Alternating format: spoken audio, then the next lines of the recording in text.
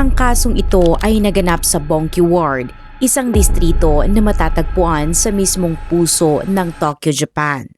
Ang sentrong tauhan ng kwentong ito ay si Nami Kikuchi. Ipinanganak noong taong 2000 sa Hitachi City, Ibaraki Prefecture. Bata pa lamang siya ay kilala na si Nami bilang isang kaibig-ibig at palangiting bata na mas madalas mapansin dahil sa kanyang magaan at masayahing disposisyon. Pagsapit ng 2018, sa edad na 18, ganap na siyang naging isang dalagang may maayos na kinabukasan sa kanyang hinaharap. Tinanggap siya bilang first-year student sa Japan Pharmaceutical University sa Bongki Ward, Tokyo, kung saan siya nag-aral ng pharmacy. Dahil sa kanyang palakaibigan at bukas na personalidad, mabilis siyang nakapag-adjust sa masiglang kapaligiran ng universidad at hindi nagtagal. Nakabuo siya ng mabuting samahan hindi lamang sa mga kaklase kundi pati na rin sa mga nakakataas na taon. Bukod sa pag-aaral, may hilig si Nami sa paglalaro ng mga video game. Ilang araw bawat buwan, bumibisita siya sa mga entertainment center at paminsan-minsan ay nag-aanyaya ng ilang kaibigan. Tulad ng maraming kabataan, mahilig din siya sa mobile games, partikular na ang Knives Out, isang battle royale game na inilabas sa Japan noong 2017 at patuloy na nanguna bilang isa sa pinakapopular na laro sa bansa. Sa pamamagitan ng larong ito, nakilala ni Nami ang isang lalaki at kalaunan. Nag-followan sila sa Twitter at nagpatuloy ang kanilang komunikasyon kapwa sa loob at labas ng laro. Madali silang nagkaunawaan at halos lahat ay naibabahagi nila sa isa't isa, subalit nananatiling online lamang ang kanilang ugnayan at hindi pa sila kailanman nagkikita ng personal. Nagbago ang lahat noong Nobyembre 2018 nang magpasya silang magkita sa unang pagkakataon. Si Nami ay puno ng pananabik sa kanilang napagkasundo ang pagkikita, ngunit hindi niya alam na iyon na rin pala ang huling araw ng kanyang buhay. Ano nga ba ang tunay na nangyari kay Nami sa araw na iyon? Bago tayo magpatuloy, kung mahilig ka sa madidilim na kwento na puno ng misteryo, huwag kalimutang mag-subscribe sa aming YouTube channel at i-turn on na rin ang notification bell para manatiling updated sa mga susunod na kwento na aming bubuksan. Noong araw noong Nobyembre 2018, nakatanggap ng tawag ang Bongki Ward Police Department sa Tokyo tungkol sa isang nawawalang tao. Ang tumawag ay isang 52 anyos na lalaki na nagpakilalang ama ng nawawala. Ayon sa kanya, ang kanyang anak na babae ay umalis noong ika-20 ng Nobyembre upang makipagkita sa isang lalaki at mula noon ay hindi na muling nakontak.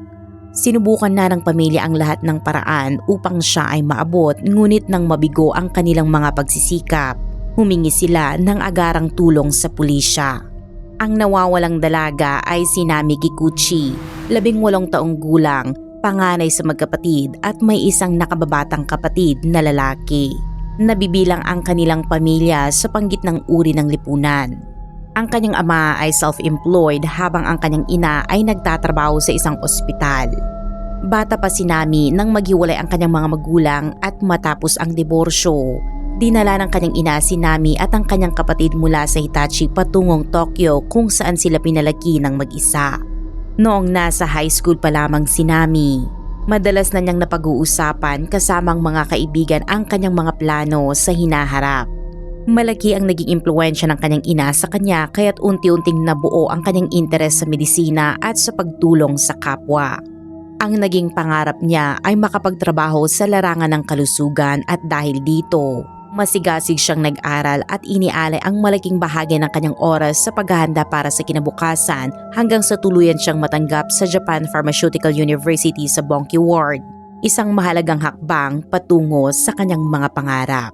Matapos magsimula sa kolehiyo sa edad na 18, lumipat si Nami at namuhay na mag-isa sa Katsushika Ward, Tokyo. Ayon sa kanyang ama, sa kabila ng kanilang paghihiwalay bilang mag-asawa, hindi kailanman nagkulang ang kanyang pagmamahal sa kanyang 2 anak. Patuloy siyang nakikipag-ugnayan sa kanila at nananatiling matatag ang kanilang relasyon. Bilang panganay na anak, lalong naging mahalaga si Nami sa kanya mula nang magkaroon ito ng sariling cellphone Halos bawat 3 araw ay nagpapadala siya ng mensahe o tumatawag upang mangamusta. Kahit nang lumipat na si Nami sa Tokyo para mag-aral at mamuhay na mag-isa sa Katsushika Ward, nanatili ang kanilang regular na komunikasyon na para sa kanyang ama ay isang paraan ng patuloy na pagbabantay at pag-aaruga mula sa malayo. Nang lumipat si Nami sa kanyang bagong apartment, kinuhanan niya ng litrato ang ayos ng loob at ipinadala ang mga ito sa kanyang ama. Sa tuwing may libreng oras, mahilig siyang mag-eksperimento sa pagluluto ng cookies sa kanyang tinutuluyan at pagkatapos ng bawat batch ay kinukunan niya ito ng larawan at ibinabahagi rin sa kanyang ama na para sa kanila ay naging simpleng paraan ng araw-araw na kamustahan. Kapag pinahihintulutan ang kanyang schedule, paminsan-minsang bumabiyahe si Mr. Kikuchi mula Ibaraki patungong Tokyo upang dalawin ang kanyang anak. Ilang araw din siyang nananatili roon at magkasama nilang nililibot ang lungsod. Ayon pa sa kanyang salaysay sa pulisya, noong umaga ng 19 ng Nobyembre ay nakatanggap siya ng mensahe mula kay Nami na nagsasabing, "Pasensya na dad, nakitulog ako sa bahay ng kaibigan kagabi kaya tatawag na lang ako sa susunod." Isang araw bago iyon, noong 18 ng Nobyembre, ilang beses tinawagan ni Mr. Kikuchi ang kanyang anak ngunit walang sagot kaya kinabukasan na lamang ito nagpadala ng paliwanag sa pamamagitan ng text. Pagkatapos mabasa ang mensahe, hindi agad sumagot ang ama sa pag-aakalang abala lamang ang kanyang anak at balak na lang siyang kontakin muli sa ibang oras. Lumipas ang 2 araw at muling nagpadala si Mr. Kikuchi ng ilang mensahe na ipinapahayag kung gaano niya ito na-miss at tinanong kung tapos na ba ito sa ginagawa at kung maaari ba siyang tumawag. Subalit matapos ang mahabang paghihintay na walang tugon, sinubukan niyang tawagan muli si Nami at doon niya napansin na naka-off na ang cellphone nito. Dito nagsimulang lumalim ang kanyang pag-aalala at agad niyang tinawagan ang ina ni Nami upang itanong kung umuwi ba ang kanilang anak ngunit sinabi nitong hindi pa. Nang mapagtanto ng 2 magulang na tuluyang nawala ng komunikasyon si Nami, agad silang nagtungo sa kanyang apartment sa Katsushika Ward kung saan ito namumuhay ng mag-isa. Pagdating nila roon, nakalak ang unit at walang palatanda ang may tao sa loob. Kinausap nilang apartment manager at tinanong kung may alam ito tungkol kay Nami. Ayon sa manager, umalis si Nami papuntang paaralan noong umaga ng 20 ng Nobyembre at hindi na bumalik mula noon at wala rin siyang ideya kung saan ito nagtungo. Dahil sa takot na baka kusang umalis ang kanilang anak, humiram ng susi ang mga magulang mula sa manager upang masuri ang loob ng apartment. Sa kanilang pagpasok, maayos ang lahat at naroon pa ang karamihan ng mga personal na gamit ni Nami.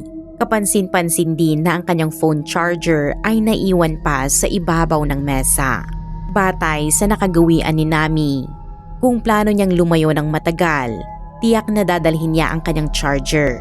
Ngunit dahil ilang araw na ang lumipas, malinaw na hindi ito isang simpleng overnight na pag-alis at dahil dito, nagpasya ang mga magulang na puntahan ang kanyang universidad.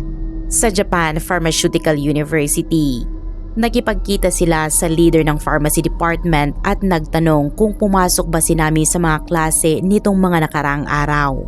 Kinumpirma ng departamento na natapos si Nami ang kanyang klase bandang 3:00 ng hapon noong 20 ng Nobyembre at matapos iyon ay hindi na siya muling nakita sa paaralan.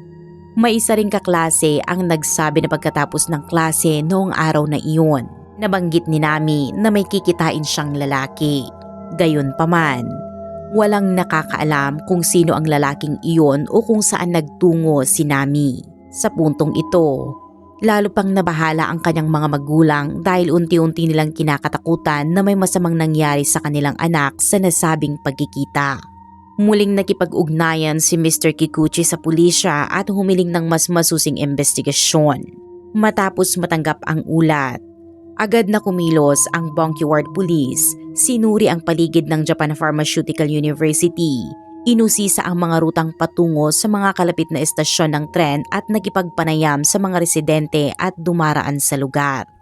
Samantala, ang mga magulang ni Nami ay nagprint ng mga missing person flyer na may larawan at impormasyon ng kanilang anak.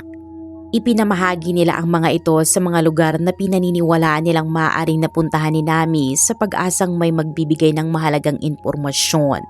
Sa pagpapatuloy ng investigasyon, natuklasan ng pulisya na may boyfriend si Nami. Ayon sa lalaki, bandang 9:00 ng gabi noong ika-20 ng Nobyembre, nakatanggap siya ng mensahe mula kay Nami na nagsasabing kamusta ka, ano ang ginagawa mo ngayon? Gusto kitang makita, busy ka ba? Gusto kong magkaraoke at manood ng pelikula, paalam at good night. Tungkol naman sa planong pagkikipagkita ni Nami sa ibang lalaki noong hapon ng araw na iyon, sinabi ng boyfriend na wala siyang kaalaman tungkol dito at hindi pa raw ito nababanggit sa kanya. Batay sa datos ng investigasyon, ang huling signal ng cellphone ni Nami ay naitalaban ng 11:00 ng gabi noong ika-20 ng Nobyembre. Pagkatapos nito, tuluyan nang nawala ang signal at hindi na muling lumitaw. Ang huling lokasyon ng signal ay hindi na sa Tokyo kundi sa Kamisu City sa timog ng Ibaraki Prefecture, humigit kumulang 52 milya ang layo mula sa kanyang universidad.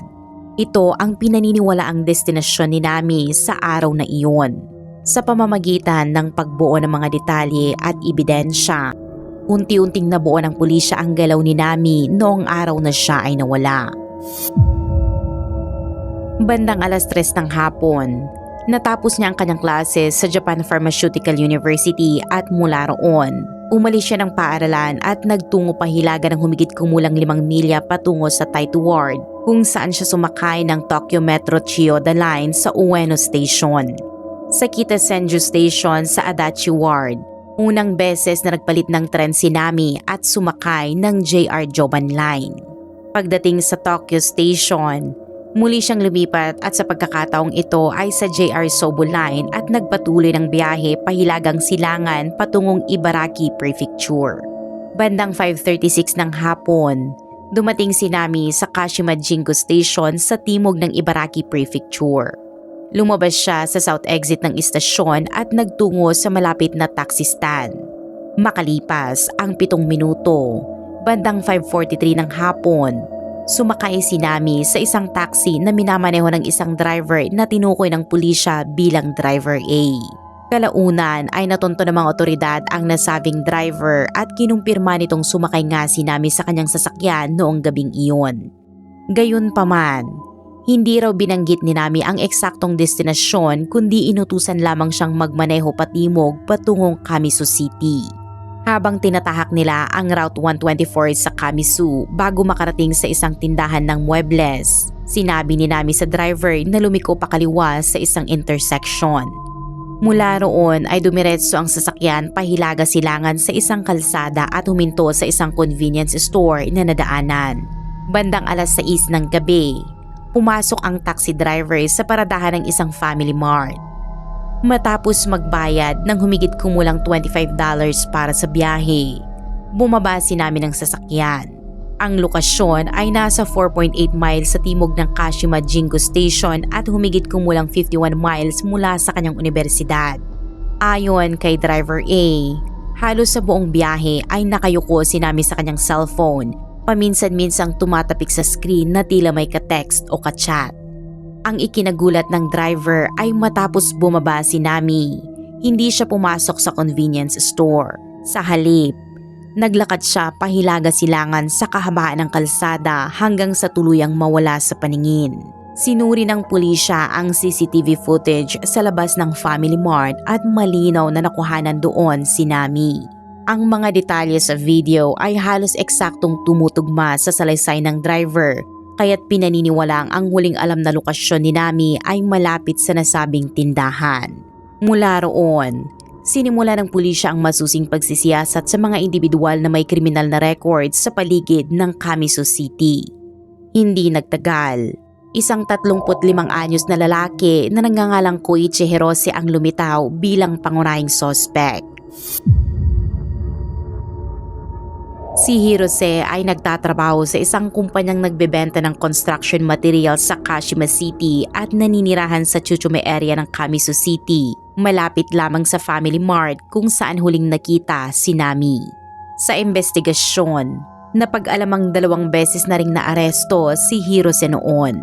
Isa sa mga insidente ay naganap 2 taon na ang nakalipas nang makilala niya sa Twitter ang isang babaeng nasa 12 baitang mula sa Chiba Prefecture.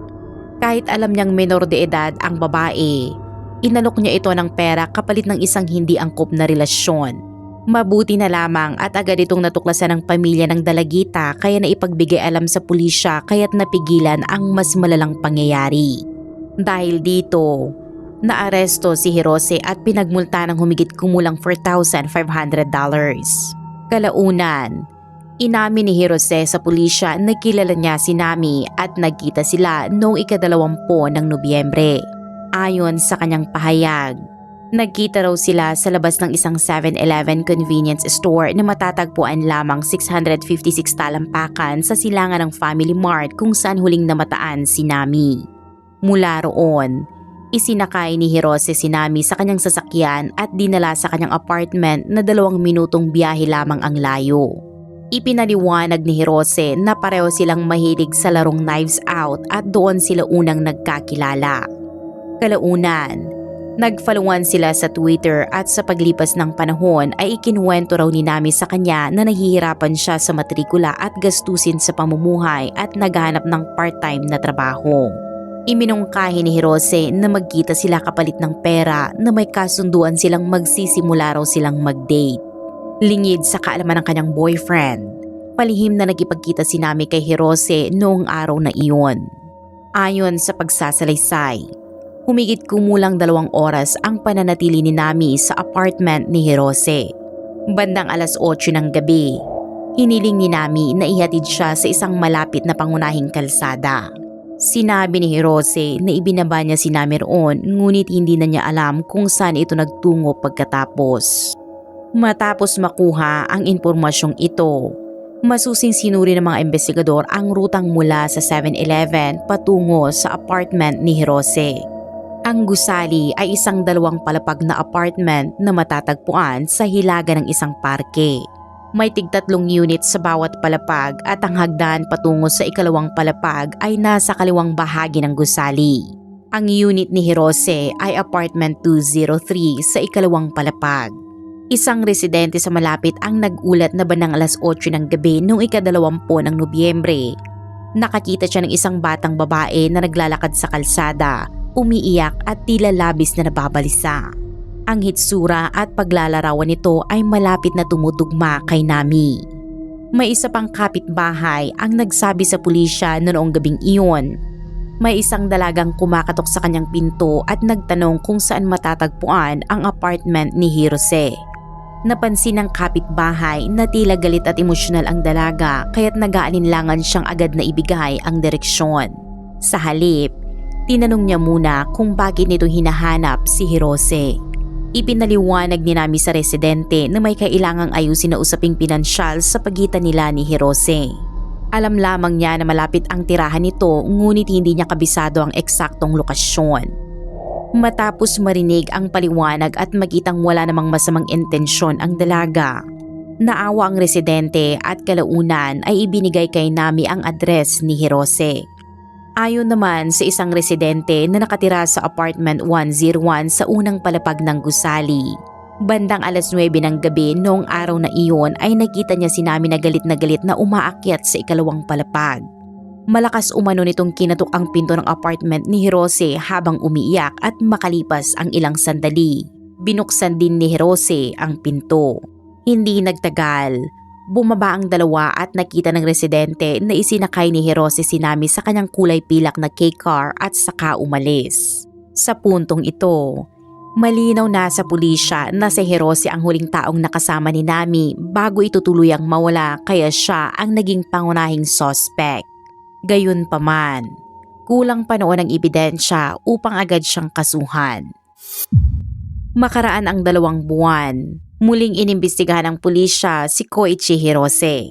Sa pagkakataong ito, bahagyang nagbago ang kanyang salaysay kumpara sa nauna subalit patuloy pa rin niyang itinanggi ang direktang kinalaman sa pagkawala ni Nami. Ayon kay Hirose, nagkaroon umano sila ng alitan ni Nami tungkol sa halagang $2,700 na sinasabing kabayaran sa kanilang napagkasunduang pagkikita ngunit ayaw na niyang ibigay ang pera. Ikinuwento niya na bandang 8:00 ng gabi, ibinaba niya si Nami sa isang pangunahing kalsada. Hindi niya raw inaasahan na susundan pa siya nito hanggang sa kanyang apartment bandang 9:00 ng gabi. Nang dumating si Nami roon, muli niya itong nilinlang at sinabing dadalhin siya sa pinakamalapit na ATM upang kunin ang pera. Muling sumakay si Nami sa sasakyan ngunit sa halip na sa ATM, ibinaba umano siya ni Hirose sa isang lugar na malayo sa kanyang tirahan. Ayon sa kanya, hindi na raw bumalik si Nami matapos iyon. Sa puntong ito, tila wala nang malinaw na direksyon ang investigasyon. Gayunpaman, isang bagong impormasyon mula sa isang lokal na residente ang naging mahalagang turning point ng kaso. Habang nanonood ng balita sa telebisyon, napanood ng residente ang ulat tungkol sa isang nawawalang dalagang nagngangalang Nami Kikuchi sa Kamisu City.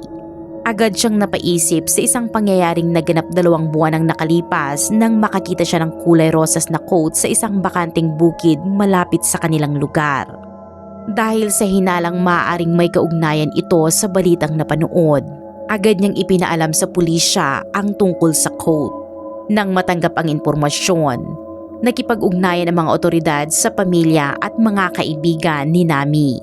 Kinumpirma nila na ang nasabing pink coat ay pagmamay-ari nga ni Nami at ito rin ang suot niya nang umalis siya sa paaralan noong hapon ng araw na iyon.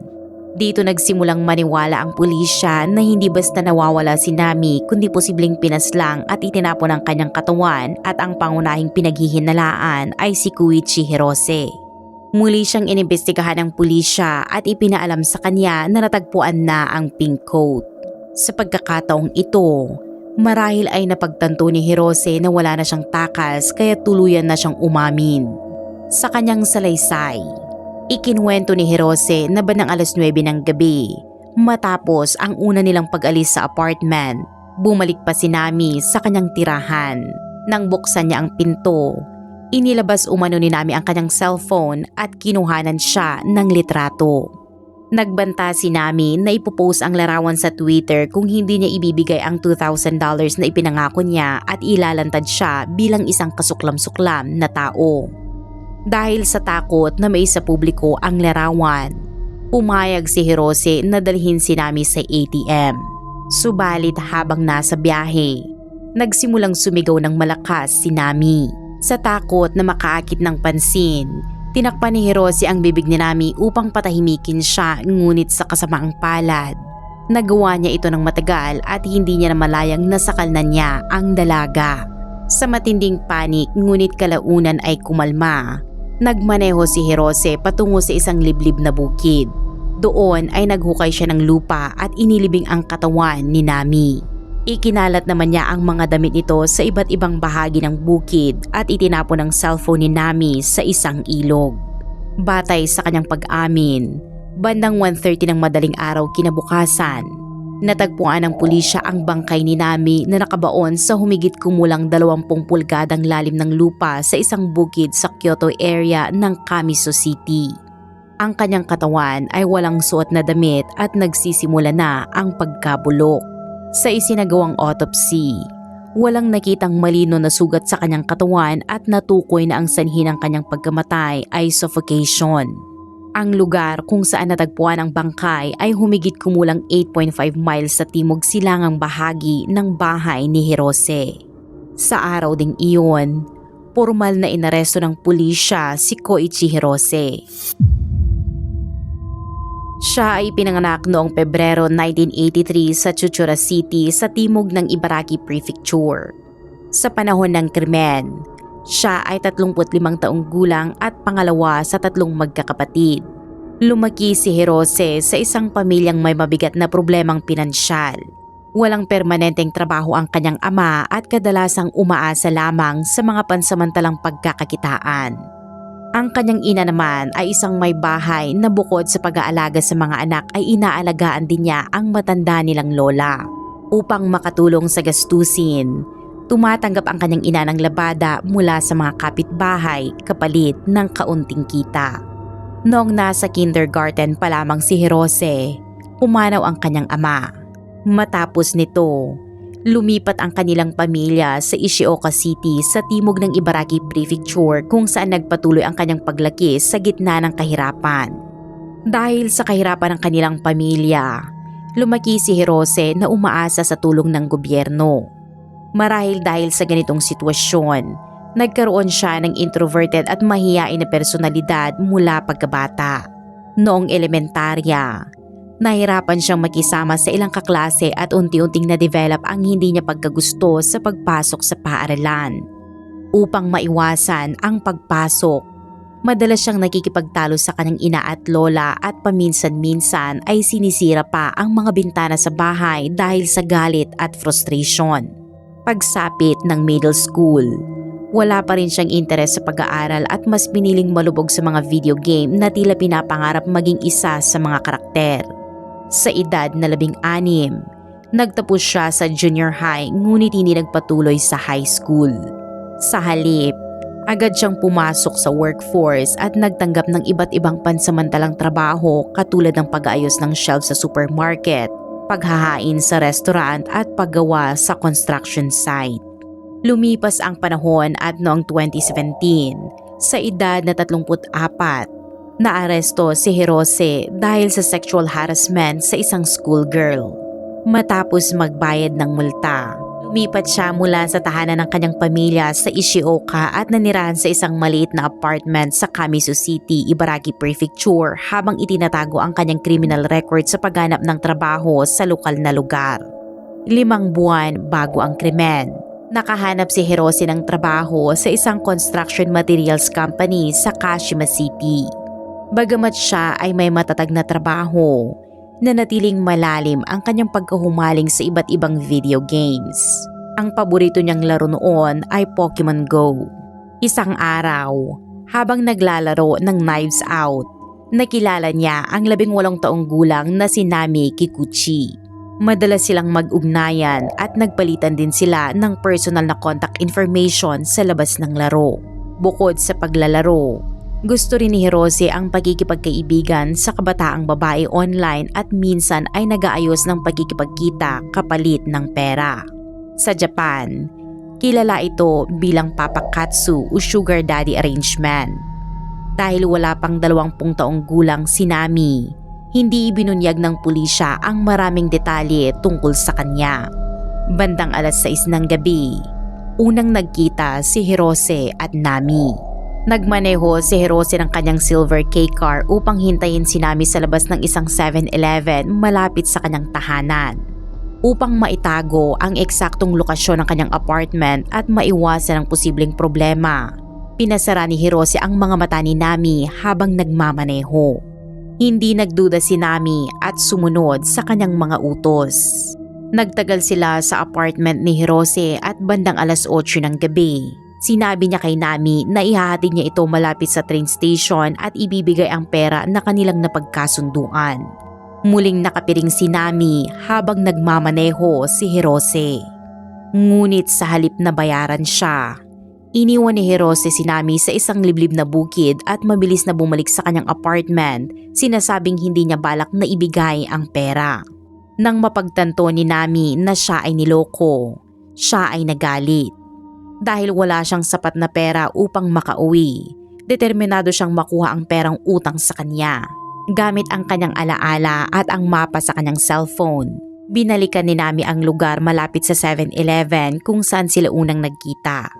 Nagtanong siya sa ilang dumaraan at residente at sa tulong ng isang mabuting kapitbahay, nahanap niya ang apartment ni Hirose. Bandang 9:00 ng gabi, bumalik siya sa apartment 203 at muling hinarap si Hirose. Dahil natatakot na muling linlangin siya ni Hirose, inilabas ni Nami ang kanyang cellphone at kinuhanan ito ng litrato.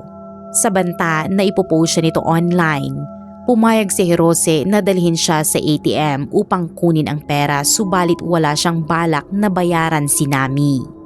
Habang nagmamaneho, nagkaroon ulit ng pagtatalo at sa panik at galit, pinatay ni Hirose si Nami sa kanilang alitan.